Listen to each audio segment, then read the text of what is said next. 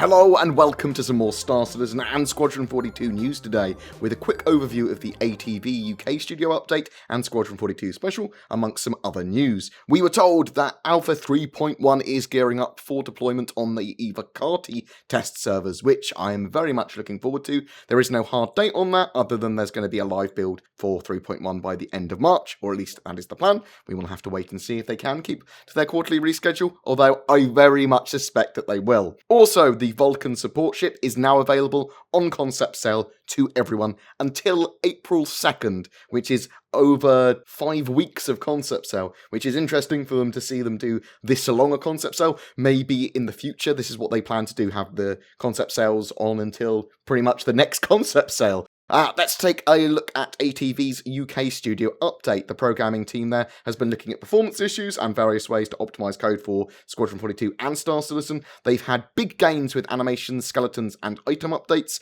They've highlighted a number of issues with skeletons and updates on the servers and client as well that are unnecessary, with animations and skeletons being rendered even if they can't be seen. Now the code will be more aggressive and smart about when and what to update. There are lots of edge cases as well, with lots of different types of bug and animation bugs and that sort of stuff that QA can help find and fix too, which are quite hard to diagnose and find unless they had a QA team looking specifically for them.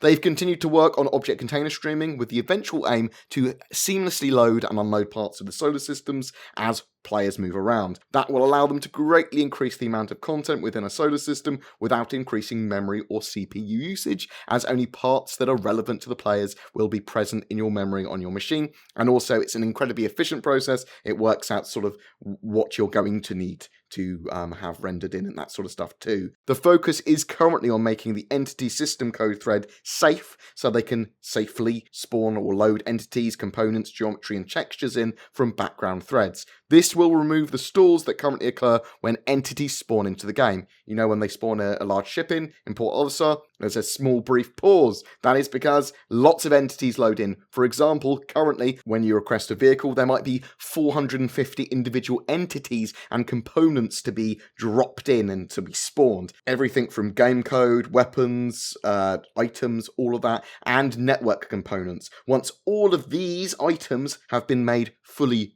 thread safe, they can move them from a single entity spawn to entire object containers loading in the background, which is magnitudes more efficient. They are also dialing in the look of the UI for the military mobiglass in Squadron 42, and I suppose we'll see them in the persistent universe as well at some point, and they're referencing real-world military HUDs and sci-fi kind of cinematics and stuff to inspire them.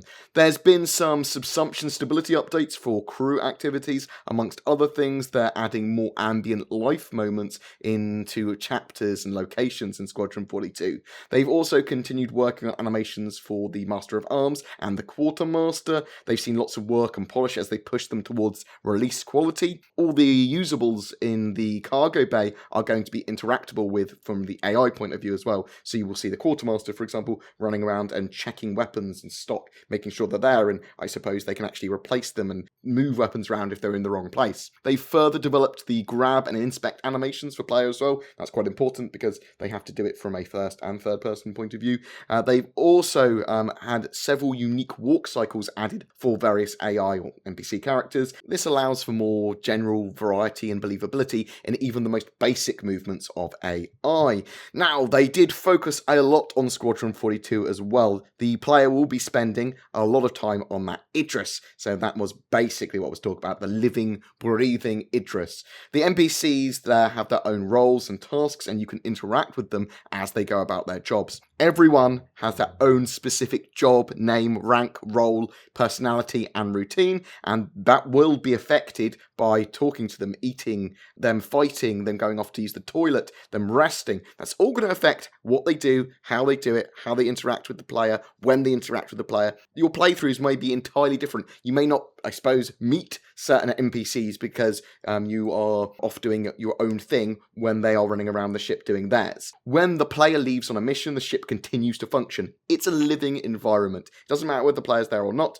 they are still effectively simulated. Subsumption governs what NPCs want to do and reacts to changes, but also they want to tell a story and everything to feel real. They give NPCs assignments to kind of suggest what the AI should do, and then they motivate them to do those tasks. They don't force them to do them. They suggest that they go to areas and they will try and do it if they can, but they might get distracted. They might, as I said, talk to a player, talk to another NPC, see something else that they need to do. When a prisoner ship turns up, like in the Squadron 42 cinematic that we saw in the vertical slice, all the guards that were aware of it may go on alert or go down nearby to guard. Cinematic scenes may take over an NPC with more of a compulsion to be in a particular place, because obviously you'd need particular guards there to talk to some of the NPCs, though some cinematics may have a bit more malleability in. Some NPCs have sub-activities as well, allowing them to repair or do very specific things within their behaviour set. More generally, there's been a big refactor to all of the Idris NPCs. The Idris crew now has 81, including the player in Squadron 42. That's increased from 50, and they've all got their own roles to play and their own schedules and all that. There's their spoil tech as well, which is the systemic points of interest look tech, allowing NPCs of certain types to be more interested in other things. So particular views, particular panels, particular actions or items or other NPCs they may be more interested in, allowing them to turn their heads and look at certain things or point at certain stuff. It makes them more real and believable and have more character and personality as well. NPCs are aware of what the players are looking at as well, and the player presence in general, and depending on various factors, they may react positively or negatively towards a player. The AI will also interact with each other with their own sub-activities, dictating exactly what they do without any form of hard scripting. This allows for more complex interaction with everything, the players, the other NPCs, items. The NPCs also have a vast array of wild lines and contextual speech with each other and the player too. You'll see simple "don't you have somewhere to be?" and "I'm busy," or "catch me later, I'll buy you a beer" type lines, but also ones more specific to your mission performance, your actions, your previous interactions with them. Players' responses and decisions may allow for multiple branches of conversation options with various NPCs, and those NPCs may approach you for a natural conversation, which you will then literally click on your options that you want to say. But if you just look at NPC long enough, in some situations that might initiate a conversation in the same way.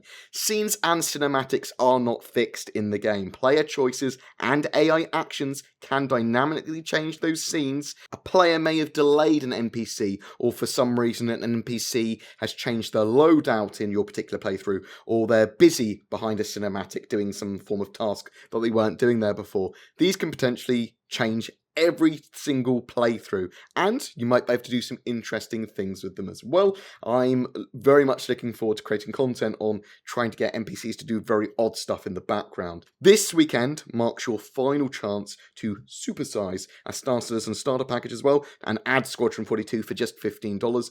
I don't know if it's going to be split off into its own thing, or if it's going to be just a little bit more expensive. Something that excited me, actually, in the Squadron 42 newsletter that's also come out this week, was a monorail car shown in Schuben.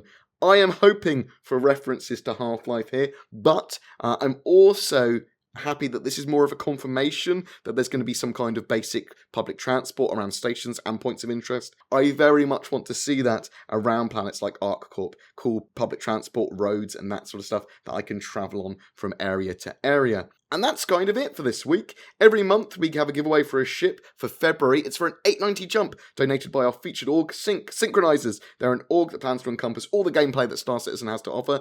Although they do oppose piracy, they seek members to add to their mature family of both hardcore and more kind of casual players, but there's no real other restrictions on membership other than that. Links below if you're interested in checking them out. They do have an active Discord and are playing Star Citizen now, and their actual org spotlight should be coming out any minute now as well. All you have to do to be in for a chance of winning that 890 jump though is to be subscribed to my YouTube channel and then comment on any of my Star Citizen content during the month. Do you have any questions about Squadron 42 development, Star Citizen, gameplay mechanics, suggestions for videos, whatever? answer, chuck them in the comments below. A special thank you to my Patreons who allow me to create the amount of content I do. Thank you. You guys are legendary. If you want to become one of those legendary people, then you can find the links to Patreon as well as everything else we've discussed down below. Apologies if my speech is a bit odd or it's a bit slurry. I am exceptionally tired, so sorry about that. I love you guys. Please don't forget to like and subscribe, as it really does help me, and I'll see you in the verse.